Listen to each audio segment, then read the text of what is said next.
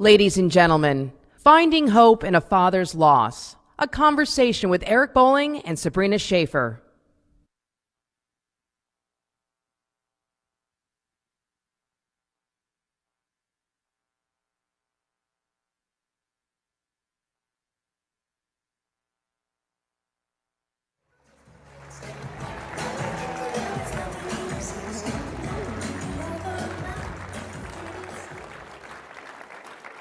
Wow.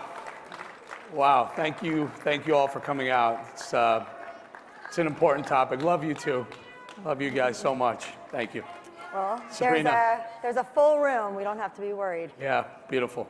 It's an important topic. It's an important topic, and I have to tell you that I was a little nervous when they called and asked if I'd talk to you about this. I have 3 children, and I thought, I don't know if I can do this, but we're here to hear about your son, Eric, to hear about your experience and what you can share with people in this room who I know are worried about similar challenges. So, Sabrina, let me just throw a couple numbers out, and what you said is very, very important. You were nervous because of the topic. Now, I will tell you, I've become what I call an accidental expert in the topic of opioid overdoses, and I didn't want to be here. I didn't think I'd be standing on the stage talking to you about this. I thought I'd be standing on the stage talking to you about President Trump or something that I had done for the past 12 years. On September 8th of this past year, 6 months or so ago, my wife and I were driving home from dinner. We got that phone call that every parent dreads, and it was a young man, hysterical, saying, "Mr. Bowling, call Kayla right away." He texted me her number. Kayla was a friend of his, and I called, and she was crying, and all I could hear was crying. And I remember the first thing out of my mind, and I don't know why, it was, "Is he alive?" And she said no.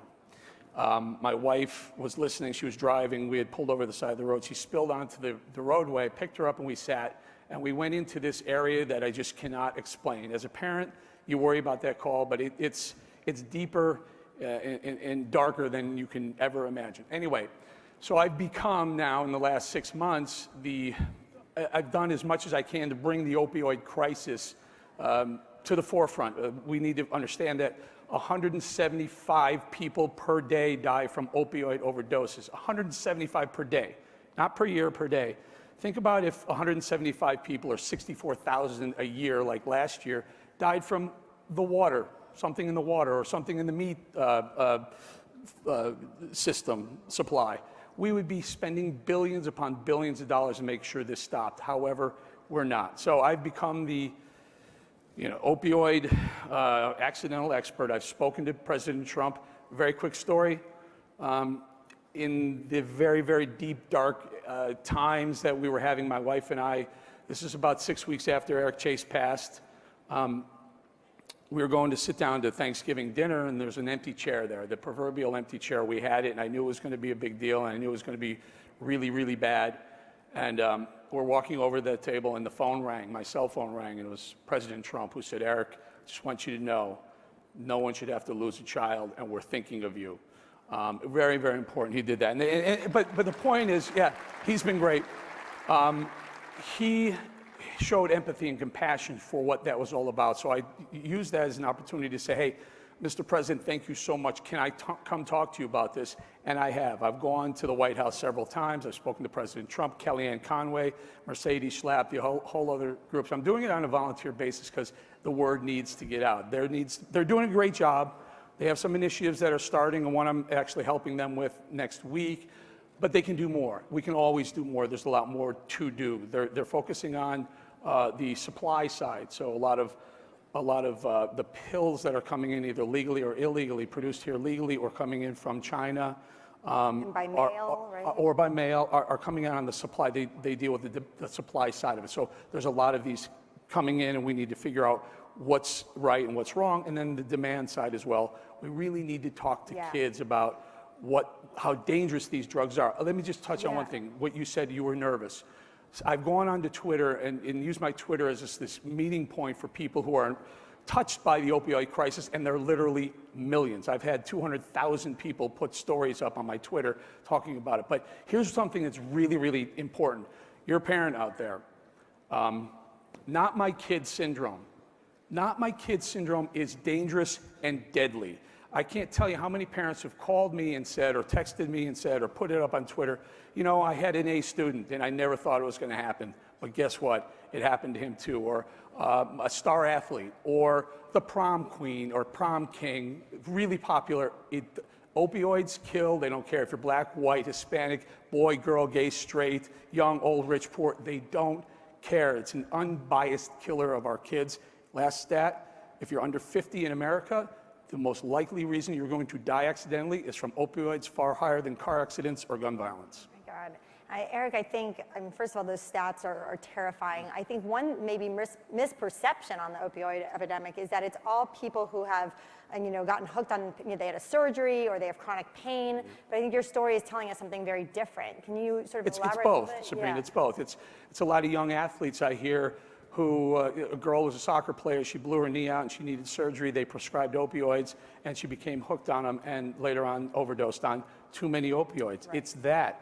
My son, turns out that he passed through the night on September 8th. It happened to be the same day I separated from Fox, so it was a very unbelievable timing for us. But the coroner came back and said he passed from, he had Xanax and fentanyl, likely a Xanax that was not a prescribed Xanax tablet. Now, college campuses across the country, there are people trading and buying and selling Xanaxes for stress, for anxiety, for whatever. They're giving their prescriptions to other people who are having stress.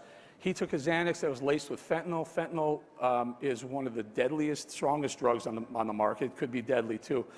Not unwittingly and passed through the night. So it's both. It's an addiction that it's a pain relief that turns into an addiction that ends up killing some people because they'll take too much or mix with the wrong other drugs.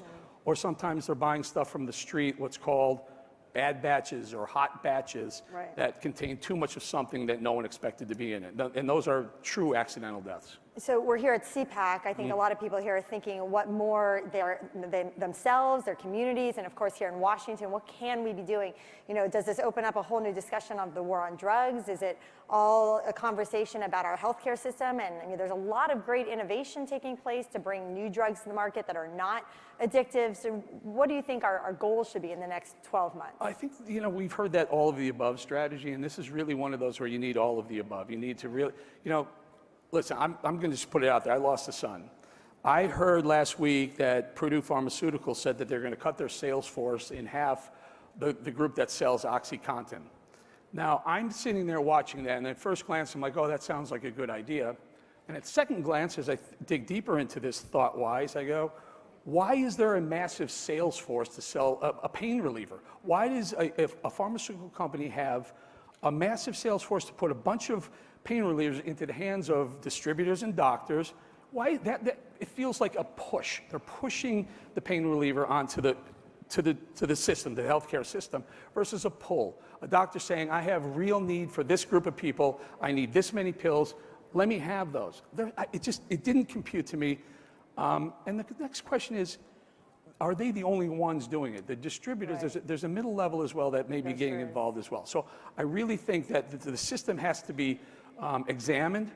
The good news, and there is a bit of good news, is that President Trump has pushed for more awareness and more funding, and the budget saw, I believe it was $6 billion over the next 2 years for increased opioid awareness. I think that's a drop in the bucket, though. I think we need a lot more funding. It's the start. So as I mentioned, I have 3 children, not quite of the age of your son yet, but what do you tell someone like myself? What do you tell my husband and our friends who are thinking, my oldest is 10, so we're just on that cusp of beginning to look ahead to... What I've learned from this clearinghouse on my Twitter account, that people are coming, kids are being targeted younger and younger, so it's not college age anymore, it's not even high school age, now it's middle school age. So have the conversations with your kids, tell them, use me as an example. I have a son. My son was a sophomore at the University of Colorado. He had a great freshman year at University of Colorado. He was very social, a lot of friends. There was nothing that gave us the impression that I would be on this stage right now. I will tell you one thing, though. In the last couple of weeks before his death, his personality changed dramatically. So I heard we'd have the conversation. He went to Colorado, marijuana is legal in Colorado, and I would say, stay away from the hard stuff, Eric. I mean, and he would say, Dad, I got this. Dad, I got this. It keeps ringing in my head. Dad, I got this. he had it until he didn't have it. Right. And in that last few weeks, the personality change was so dramatic. Read the sign and don't have the not my kid syndrome. Have the conversations with him or her.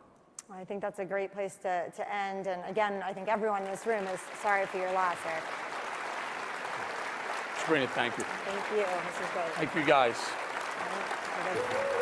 Oh, Go this way.